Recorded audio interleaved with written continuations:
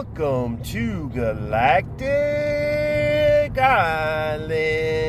That's right. I am your host, your captain, Web Captain Drew, and it is so good to be here.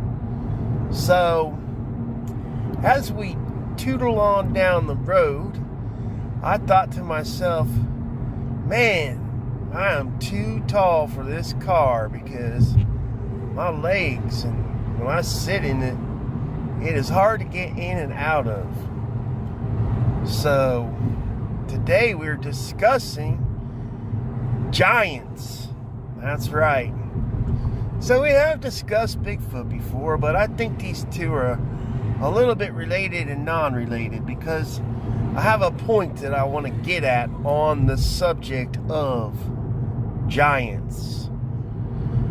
So being that I'm pretty tall, I sometimes find it fascinating when I have to look up at somebody, meaning that I'm way bigger than they are. This happens very rarely, but when it does, I'm pretty astounded if I have to look up at somebody. It's only happened to me maybe 2 times in my entire life as an adult.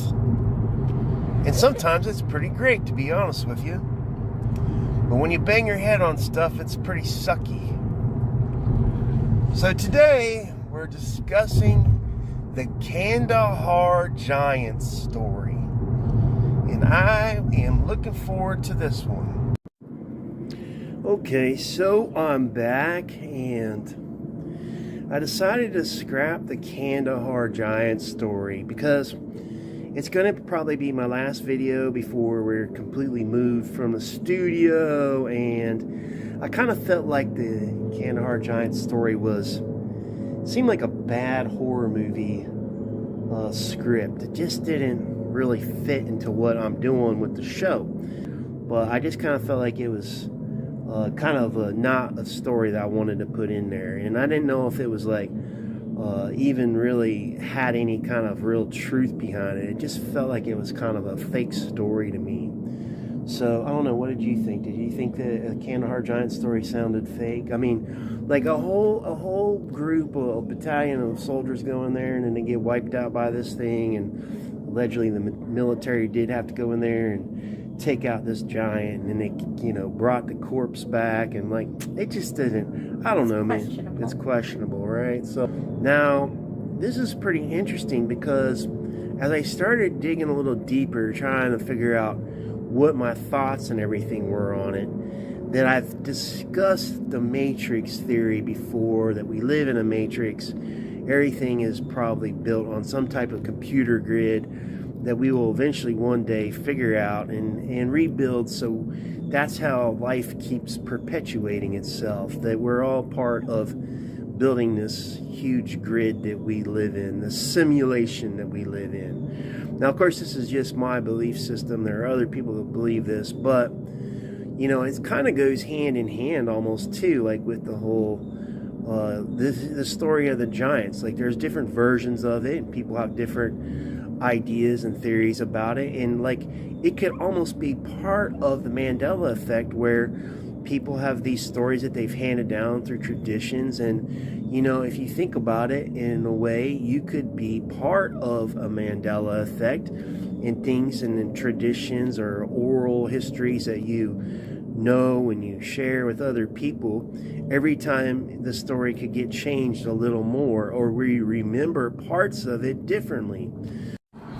So we're stuck at the gate, the portal to another dimension, and I have to say that that's really sometimes what starts and stops a lot of human history. Gates, doorways, portals. Okay, so I had to say, I think that there's some fish in the freezer that need put in the air fryer today. Do I put cocktail sauce on there or tartar sauce? Which one would you pick? That's so fair, because that's exactly what I was thinking that I wanted to have today. Tartar for me. Tartar. And so Tartar it is.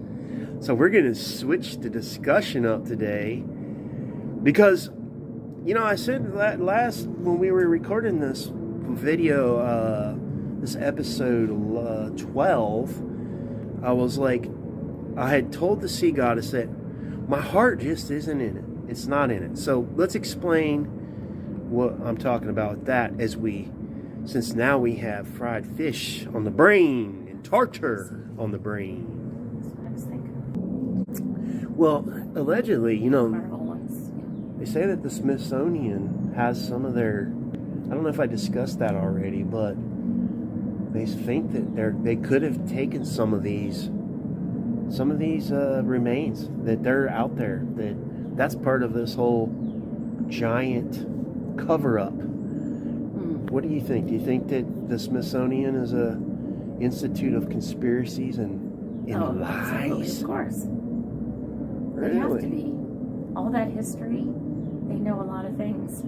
So they could actually probably know about the Tartarian thing if it was real. I wonder. There's a lot of things, I bet, behind there that those historians know. Well, this is part of the Tartarian subject matter, is that the researchers of Tartaria are saying that the historians are controlling a narrative to cover up part of our human history. Yeah. You think it's possible then? 100%. Well, when I was looking at some of this stuff, I'm like, how could this happen? Because, you know, it's really hard to think outside the box. And I never even really, besides like hearing about Tartaria on the Mandela effect, as part of the Mandela effect, I never really knew that there was this whole movement of people that have uncovered these really strange pictures of buildings. And so the reason why I started digging deeper and deeper and deeper into this is because would I consider myself the web captain as an investigative journalist? Yes. Really? Wow. Do I get a badge for that? Oh, I do. Look, I even have a pirate flag badge. So, you know, as I was looking at this, I'm like, all right, I have to like look at it from a, you know, skeptical eye at first, because I really didn't know that this conspiracy had ever was a thing. Did you know? Did you? Have I? Nope. Okay. So a lot of people have never heard of this. So what really kind of propelled me into it was that, and I read a comment, some guy had said that, you know, or a comment was about, you know, they didn't plan on us having the internet. And I was like, that's so true, because now that we can share these building pictures and these community pictures from other places, it's like the mystery of the pyramids. We know that there wasn't people with bone chisels out in the desert, the hot, sweaty desert, building these perfect pyramids that still boggle the minds of engineers to this day. We just know that didn't happen. And the historians, they have to teach that because that's part of their curriculum. The students are going to learn this until it's been proven otherwise that, okay, Egyptians had slaves, that's how they built it, that's the explanation, that's what we're sticking with.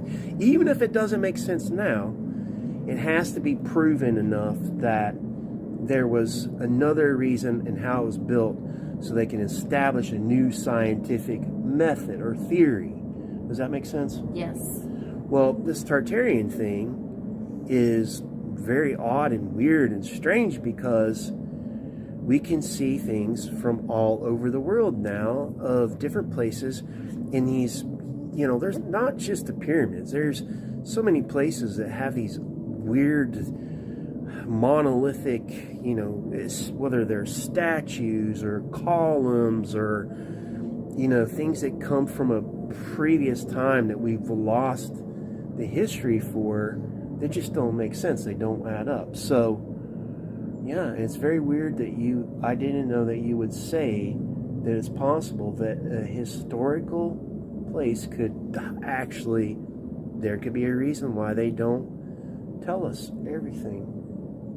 100%. Okay, well, that actually helps support the basis that I'm not saying Tartarian is real, but, you know, hey, let's face it. There are cities that have sunk in the ocean, and if there was a reset, according, like, people that are, like, religious, if you read the Bible, there's one of the first stories is about, you know, Noah and his boat, where he was, you know, there was a calamity of, you know, global proportions, and that's been proven that, you know, there was a flood at one time. So it's all possible. Anything's possible.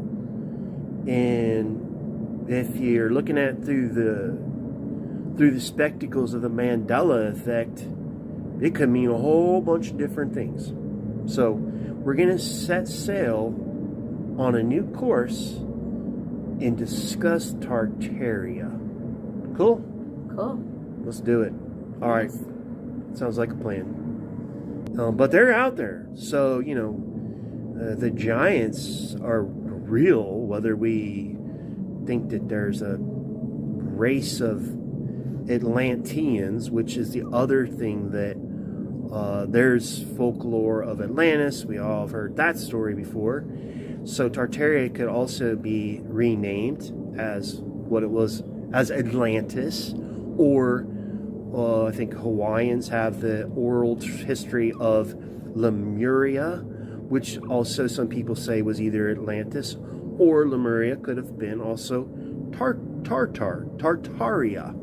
So, you know, I gotta say, that's a really far out concept to think that there's either three different names, but when you have all these different oral histories of these, this island that was there at one time that disappeared, if there's three different names, that means there's more of a percentage that one of these was a real place that was really in existence. Whether it was Plato that wrote about Atlantis, or I don't know if it got, regardless, that is, there's this long, you know, history of people believing that these places existed at one time. So I have to say, like, I've always been a believer in Atlantis because, you know, the fantasy of the ocean and the Caribbean and being a water boat lover,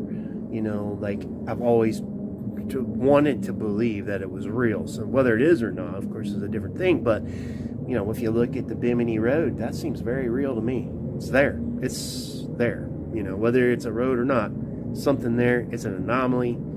And we know that there have been cities that have sunk. And we even see it in present day. Like, look at California with mudslides and stuff, you know?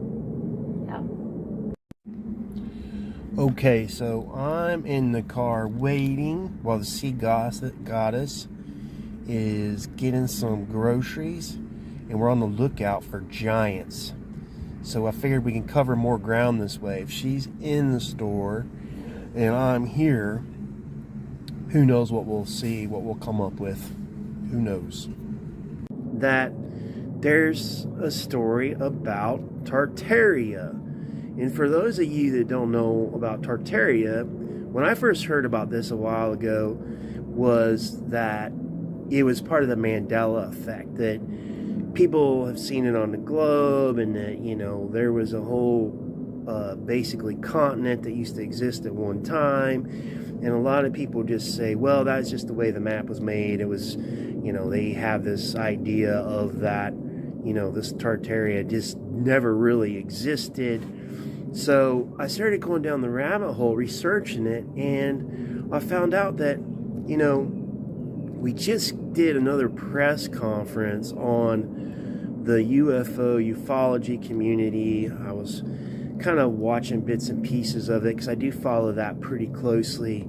And I kind of think, like, with disclosure that, you know, with the David Grush interview in front of the Senate hearing, that basically we have disclosure that pretty much everybody that has any kind of basic intelligence understands that we're not alone in the universe anymore. I mean, their government wouldn't come out and basically have information that they've shared with us, like the Tic Tac video, and there's obviously there's probably a part of this where this could be interdimensional. A lot of whistleblowers seem to think that the way that you space travel in your UFO or your spaceship is by doing it with portals and interdimensional travel. So I found that was kind of a real kind of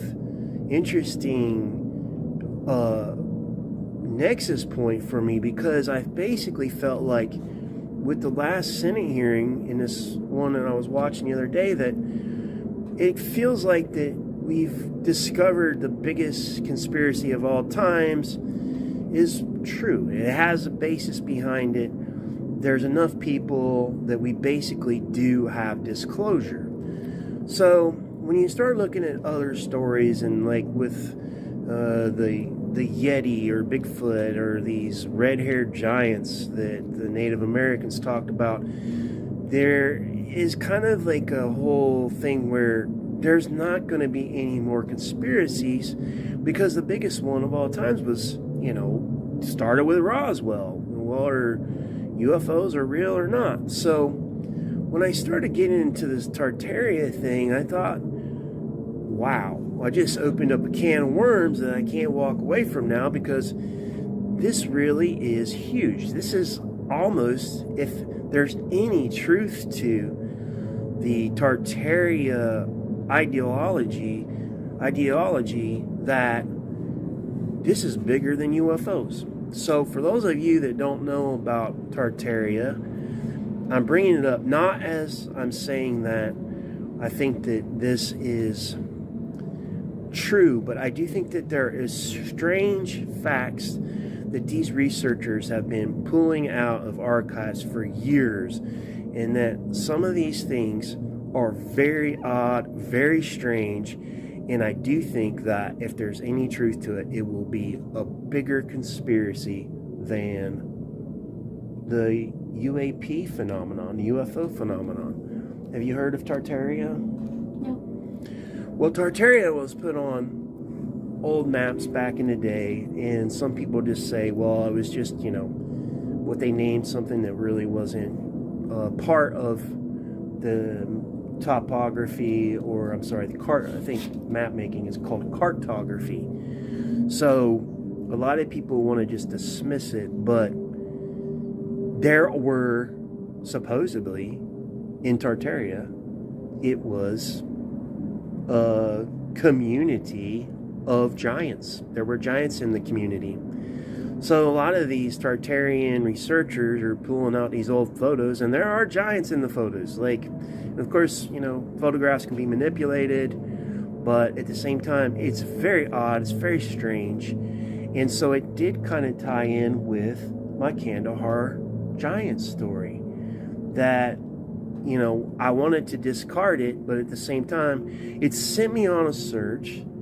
And if you want to look at something really interesting, so I have to ask the sea goddess, what do you think that, because you're a cook, you're a chef,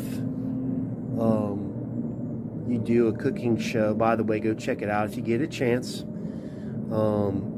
And you're doing a new thing now too. What is that? La Belle Vie. La Belle Vie, which you have things that smell good. Things that smell good are always really good, especially if you're a giant, because Bigfoot supposedly doesn't smell good, so maybe he needs to hear this. Fragrance, yes. Fragrances. It's by La Belle Vie. Go check it out. Are we going to leave a link for that somewhere? Yeah, it's going to be on our website. Oh, it's going to be on our website too, so you can see it there. But what do you think that a red-haired giant would eat? If you had a whole room full of red-haired giants right now, what do you think their food? Like macaroni and cheese? Would it be something? I think they want lots of fruit. Fruit? Apples. That would be Bigfoot's the staple. The red-haired giant. I'm picturing something more like an ogre, like, you know, like less ape-like, more. They might want some. What about nachos? Ooh, nachos. They might like nachos. I think they might like some hamburgers. Well, hamburgers. Okay. Well, that would make sense because according to oral history, they were cannibals and they used to eat humans. Yeah. So. I like to grill up some burgers and hot dogs. Yeah. Well, you may want to make sure it's good food because you don't want to end up on the the meal. Yeah. On the what do they call that? The rotisserie. Well, I don't. Idea, rotisserie chicken for Oh, them. there you go. Yeah. They probably could eat chickens, but if they're big, you know, it's gonna be like an hors d'oeuvre for them. Those big turkey legs for them. No, I literally have not ever been seasick. Car sick, yes. Really? One time on a family vacation, we had a bunch of like those sweet rolls that you eat in the morning. Yeah. And we had left. It was early, and we had been playing in the water all day at the lake, and I had to get out of the car, and I blew chunks. No way. Yep, true story. True Oh my God. Web Captain Drew story. But not on all the boats I've ever been on, all the long trips, even being dehydrated out on a boat, never got sick once. Wow. Never got seasick, thankfully. Because you're. You can even hear the races in the background right now. That's why it's kind of cool to film here one last time. Get a little bit of the Daytona lifestyle in the background. You probably can hear that. And yeah, as we wrap the studio up, I thought that I wanted to get this one last episode out before we left because we don't know if we'll be able to finish season 2, but at least we got 12 episodes in. And what do you think of this Tartaria, though? Interesting. It is interesting. It's very strange. It's very odd. It's very thought-provoking. Yes. And what these researchers are discussing are there are buildings that just don't make sense. The timelines don't add up. And there might have been at one time what they call a great reset. So I have all kinds of ideas about this because the more I started digging deeper, there's things that I think that make a lot of sense why these people that are researching it have good points on it, and there's some things I think that are basically just ludicrous. The first time I heard one of the episodes about Tartaria, I turned it off because I thought to myself, this is ridiculous. And then the more I started thinking about it, if you've ever gone into a building before and you felt like it's super old, like there's more history there than what, you know, you maybe see on the outside, I started thinking about it and I'm like, I've had that feeling before in certain places. And I've been to St. Augustine many times, and I don't feel like that city itself, which is one of the oldest settlements in America, has that feeling, which is odd too, because of course that would be a place that probably people would look at as these timelines are skewed or off. They're offset somehow. So what do you think, like the race car drivers of Daytona eat before they get in their car? Do you think they have Florida fresh fish, or do they? I don't think they eat anything before except for maybe like a Red Bull or energy drinks. And then Well, if you drank a Red Bull though, and you had to pee while you're going around that track at like 200 miles per hour, you know, maybe they have. I don't know. Maybe I don't know a lot about racing, but I do know that, you know, you could maybe have to pee in your pants because your team guy's gonna be on that microphone saying you can't stop, man. You got to keep going. Maybe they wear diapers. Maybe they have to have like a thing on the end of their, you know, their gear shifter that can take the water away. Yeah. Because if you know you're driving like a long time and you had to go, you got to Gotta go. So just maybe not even that. Maybe not even hydrate. Maybe they have a little trail mix and maybe a sip of, maybe a sip of like, you know, just some kind of like NASA Tang. What is the Tang? Yeah. Sort of a vitamin water. Those are a real thing. Yeah. Is that a brand or is that a thing? Both. I don't know. Okay, so maybe it's like just a, maybe they mush it into a little thing and they get just a little something. But what if you drive in a car that's like the, you know, like the Doritos car? Do they expect you to eat like a bag of Doritos before you get in the car? If you win, they expect you to eat it. Oh, after. That's right, not before. But, you know, they might have to carry something in there for snacking on the way around the track, you know, like if they get hungry. Probably a protein bar. Yeah, maybe. I don't know. That would add weight to their car. So that's what I call food for thought. Yeah. A little extra there for you. Gotta find that out. That's interesting. Not really. I just did it because we can hear the race in the background. This is Web Captain Drew. I'm going to sign off for now and hope to see you on the next. Goodbye. Goodbye. That's right. I gotta catch 2 more waves before I go home.